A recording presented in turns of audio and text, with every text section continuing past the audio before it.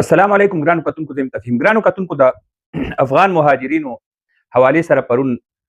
ما ویلا کې خبره کړې وه چې د حکومت د طرف نه احکاماتو باندې افغان مهاجرینو چې کوم په دې روژه کې تذلیل کیږي پکړ دکړ کیږي او بیا هغه کسان په سوونو ګیر شي د هغوی څه بندوبست ني نو عدالتونو ته ځي کوم چې د انخلا د وطن واپسۍ سنټرې دي بارډر بندش د وجې نه مشکلات دي نو پکار دا دی چې دا نه کیږي نو دغې باندې حکومت انسپکټر جنرال خیبر پښتونخوا پولیس هغه نوټس اخیستی دی او باقاعده فیصله شوې ده چې افغان مهاجرینو د خاص کر چې کله پورې د بارډر دا مسلې وي بارډر بندش وي نو افغان مهاجرینو د اپریشن وقتي طور باندې دا معطل کړی دی او د دې باره کې احکامات ورکړي دي چې تاسو به د روژه کې چې د بارډر بند دي نو د افغان مهاجرینو ګرفتاریانې دا به نه کوئ ډېر ښه قدم دی او په دې باندې موږ دا خبره هم کړې وه چې چونکې زموږ وطن دی خیبر پښتونخوا دا د پښتنو وطن دی نو دا نه د پښتو کار دی او نه د اسلام کار دی دې ټایم کې روژه ده او په دې روژه کې هغه عربو ملکونو کې هغوی نرمي کوي مطلب دا دی ډېر شیزونه ډېر قانونونه داسې چې د روژې د وجې نه پکې نرمیانې راوستي ریاست فیصلې دي مونږ په دغه باندې اضافي هیڅ هم نشو ویلی کوم چې د قانون کاري قانوني طور باندې یو فیصله شوې وي حکومت یو فیصله وکړي نو هغې ته عملي جامه اچول د ادارو د سکیورټي ادارو د فورس د پولیس د دوی کار وي او دا به حیثیت قوم ټولو له منل دا لازم وي خو به هر حال چې افغانستان سره زمونږ کومه مسله ده بیا دلته چې کوم زمونږ وخت تیر شوی دی بیا د افغانستان او پاکستان ترمنځ چې کوم تعلق دی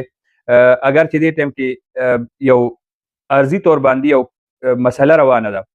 او جنگ دی هم په دغې کې لکونه افغان مهاجرین هغه چې کوم واپس ځي نو هغه هم په لارو باندې ګیر دي نیم خاندان بارډر ناخوا نیم خاندان دی خوا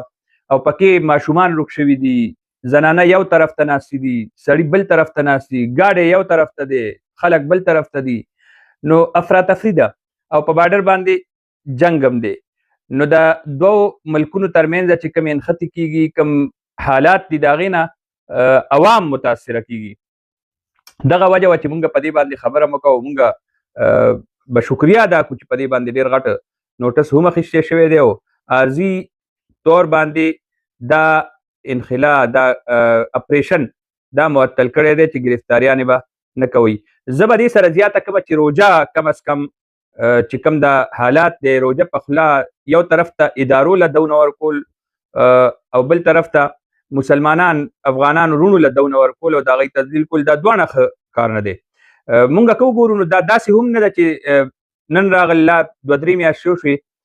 د افغان مهاجرین راغل او هغوی په دوکانونو باندې قبضې وکړو دوکانونو کې کاروبارونه روان دي یو برین واشنګ آګاهي مهم د حکومت د طرف نه بھرپور انداز کې وچلېدو ذهني طور باندې اوس هر یو افغان مهاجر هغه دې ته تیار دی چې زه به ځمه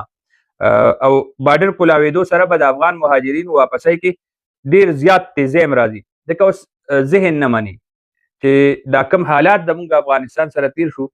نو د دې نه پس غیر قانوني طور باندې دلته مهاجرینو اوسېدل دا به ګران هم وي او هغوی خپل هم ذهني طور باندې نه مني نو په دې تکل کې دي او په دې انتظار کې دي چې بارډر کولاویږي مونږ ځو نو دا اوس چې کومه فیصله وشوه دا ښه فیصله ده او دا زموږ د پښتو وطن دی زموږ د خیبر پښتونخوا دا د میلمستیا وطن دی او مذهبي طور باندې زموږ د پښتنو د پښتون کلچر دا تقاضا وه چې داسې کارونه ونه شي نو ما دې حوالې سره دا خبر هم ورکولو چونکې ما پرون په دې خبره کړې وه او د دې غندنه هم کړې وه په دې ښه سنجیده سوال اوچت کړی وه په هغه سوال باندې بره خبره شوې ده نو زه قوم خبرومه چې